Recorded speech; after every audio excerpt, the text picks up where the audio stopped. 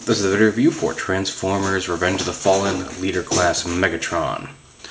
As you can see, this time he's a tank. You can see his face down here. He's got a little face guard that comes up in front of it. Just have thrusters on the back. And I gotta say, it looks a lot better in person than pictures lead you to believe.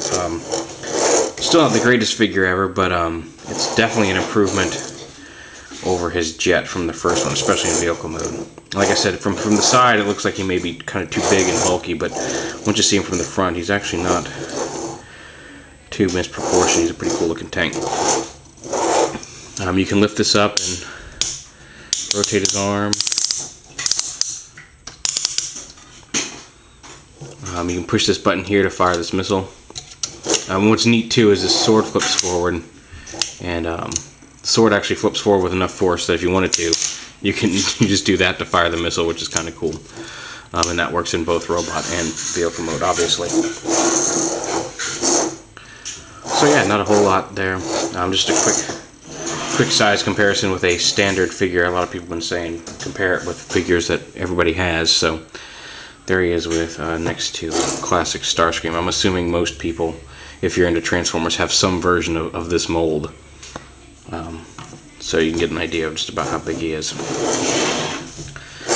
Transformation is, you want to rotate these and put these down. Lift up his arm, unplug it and pull it over here. And then this arm unplugs and comes out like this. At which point you want to unplug this from the back, lift it up, and snap it into place up here. And then down here you want to split these panels. These panels fold up,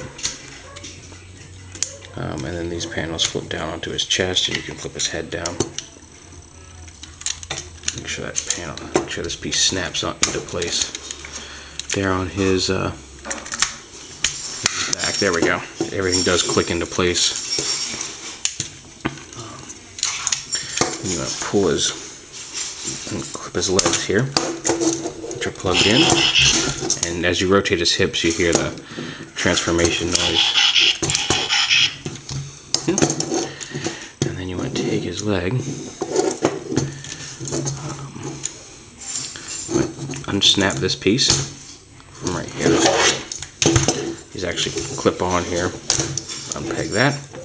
You lower it down, rotate it, and slide it into his leg there.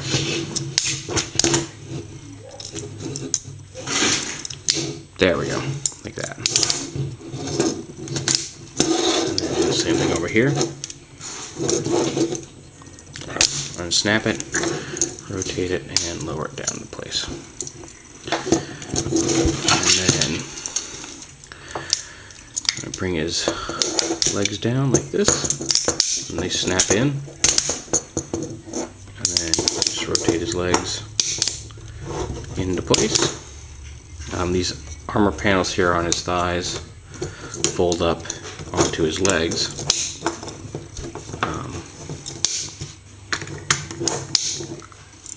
And these panels rotate around,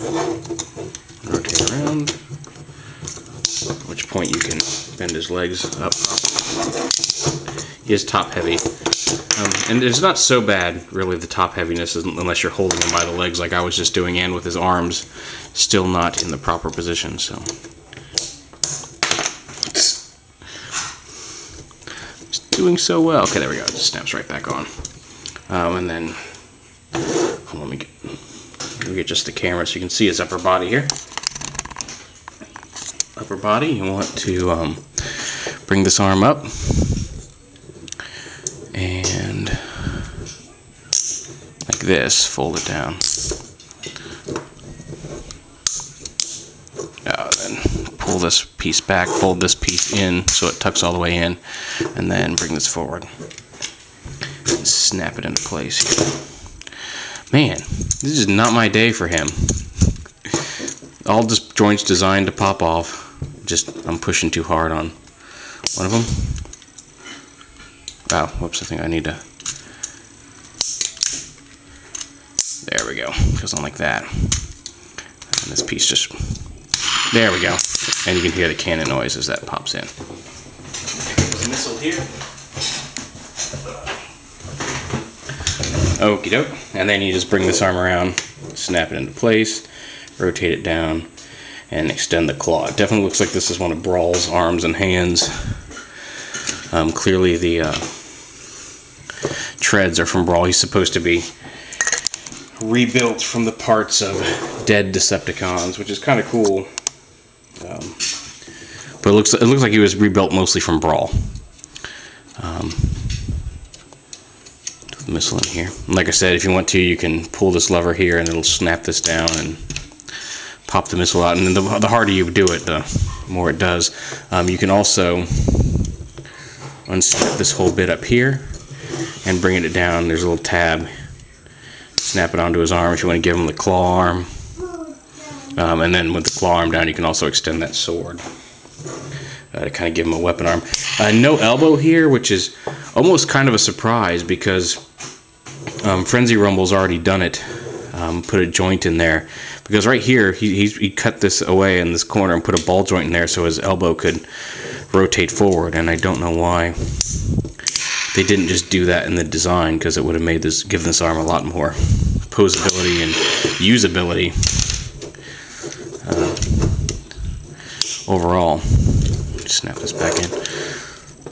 There we go. Everything does, like I said, snaps together very sturdily.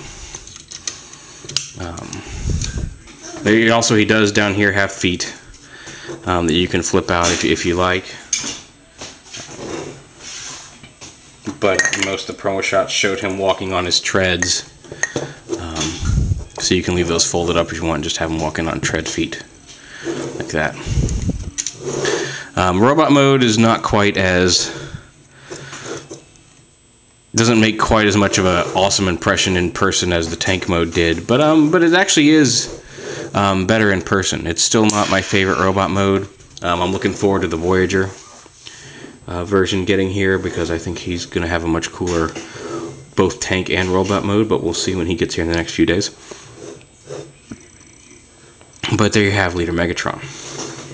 And again, just for size comparison, for the standard figure, there he is compared to the classic Starscream.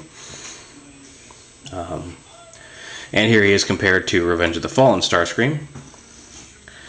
Just to get an idea there of how the movie. And because I know everybody wants to see it, here he is with Leader Optimus Prime there.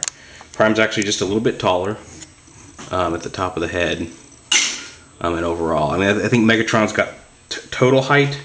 It's hard to tell from this angle. Total height, looking at him, even this spike on his arm over here on Megatron is just a little bit taller than Optimus, but I mean, we're going by this super extended arm spike. But they're roughly the same size in comparison to each other. They definitely look like they could get into a fight with each other. So there you have it, my look at Revenge of the Fallen Leader Class Megatron.